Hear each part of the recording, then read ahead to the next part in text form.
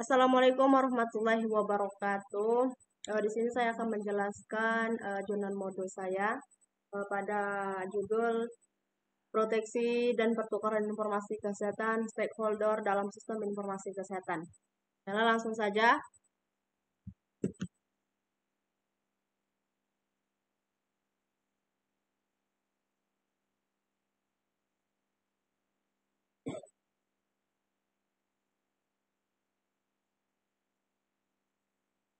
Di sini saya mengambil untuk judul PPT-nya yaitu Analisis Sistem Informasi Kesehatan di Fasilitas Pelayanan Kesehatan Indonesia. Untuk latar belakang, Sistem Informasi Kesehatan atau SIK sebagai salah satu komponen utama dalam sistem kesehatan yang ada di suatu negara, ini mulai diimplementasikan pada fasilitas-fasilitas pelayanan kesehatan yang ada di Indonesia. Implementasi SIK di fasilitas pelayanan kesehatan memiliki hasil yang beragam. Kajian pustaka yang terdahulu yang berkaitan dengan implementasi SIK telah banyak dilakukan. Penelitian ini bertujuan untuk mengetahui bagaimana pengimplementasian SIK di fasilitas pelayanan kesehatan di Indonesia dan faktor-faktor yang dapat mempengaruhi hasil implementasi SIK. Berdasarkan dari hasil penelitian, didapatkan bahwa faktor yang seringkali mempengaruhi pengimplementasian SIK di fasilitas pelayanan kesehatan adalah kurangnya kuantitas dan kualitas sumber daya manusia atau SDM yang dimiliki oleh masing-masing fasilitas pelayanan kesehatan. Untuk permasalahannya, yang pertama, lemahnya tata kelola SIK, kurangnya koordinasi dan regulasi yang jelas menghambat pemanfaatan SIK yang optimal. Hal ini berdampak pada kualitas dan ketersediaan data yang akurat. Yang kedua ada fragmentasi sistem. Banyaknya aplikasi SIK yang bekerja secara terpisah menyebabkan data tidak terintegrasi antar fasilitas kesehatan. Yang ketiga, manajemen data yang kurang efektif.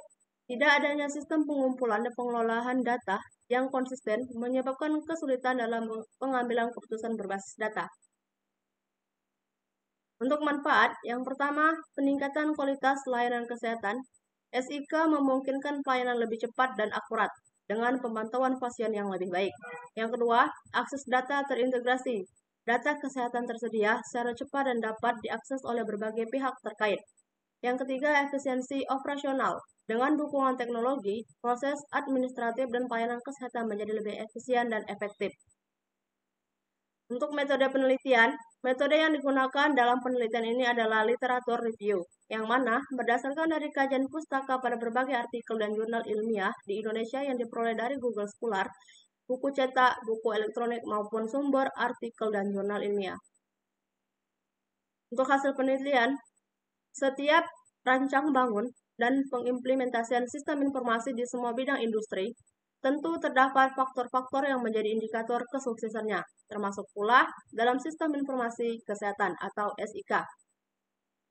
Salah satu dan pengimplementasian SIK di berbagai fasilitas pelayanan kesehatan adalah dari sisi pengembangan sistem informasi itu sendiri, sesuai dengan tujuan dari pengaturan SIK, yaitu merealisasikan implementasi SIK yang mencakup SKN, sehingga memberikan hasil dan manfaat yang mencakup hal kerjasama, penyelenggaraan hingga pelaksanaan pembangunan kesehatan yang berkelanjutan. SIK yang telah diimplementasikan di fasilitas pelayanan kesehatan perlu diketahui faktor-faktor di balik sukses atau tidaknya SIK tersebut. Untuk pembahasan, ada beberapa langkah yang telah diambil untuk memperbaiki SIK di Indonesia. Di antaranya, yang pertama, implementasi e-kesehatan. Pemerintah melalui Kementerian Kesehatan mulai mengembangkan berbagai aplikasi seperti SIM-RS, SHA, dan telemedicine untuk memfasilitasi pencatatan, surveillance penyakit, dan manajemen logistik obat. Yang kedua, integrasi data melalui DIS2. Platform DIS2 atau District Health Information Software 2 digunakan untuk mengintegrasikan data dari berbagai aplikasi kesehatan di tingkat nasional. Yang ketiga, ada penerapan standar nasional. Penggunaan standar data seperti Kamus Data Kesehatan Nasional mulai diimplementasikan guna memastikan data kesehatan seragam dan kompatibel di seluruh wilayah. Untuk pembahasan, kurangnya pemahaman SDM tentang SIK yang digunakan biasa saja membuat manfaat SIK yang diimplementasikan tidak dapat dirasakan secara maksimal. Faktor lainnya yang juga muncul adalah kurangnya sarana dan prasarana yang memfasilitasi pengimplementasian SIK itu sendiri. Hal itu termasuk dengan masih seringnya muncul gangguan dari sisi sistem maupun jaringan sehingga membutuhkan perbaikan atau update, baik dalam skala kecil maupun skala besar. Dukungan dari banyak pihak yang berkepentingan di bidang kesehatan memang sangat diperlukan, karena pengimplementasian SIK di fasilitas pelayanan kesehatan memerlukan kebijakan, SOP, hingga perlindungan hukum tentang keamanan jaminan kerahasiaan data kesehatan yang dikelola dalam SIK tersebut. Untuk kesimpulan dan saran, penerapan SIK yang terintegrasi sangat penting dalam menghadapi tantangan kesehatan nasional. Namun, untuk mencapai SIK yang efektif diperlukan penguatan dalam beberapa aspek. Yang pertama, standarisasi dan regulasi.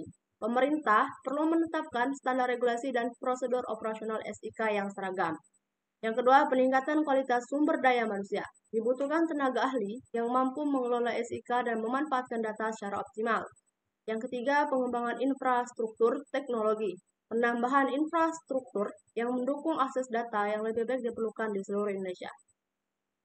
Sini ada beberapa referensi. Yang pertama untuk Nur Hasana R. et al. 2022, ada Mulyani dan Fauzi. Mungkin hanya itu yang dapat saya sampaikan pada materi ini. Sekian dan terima kasih.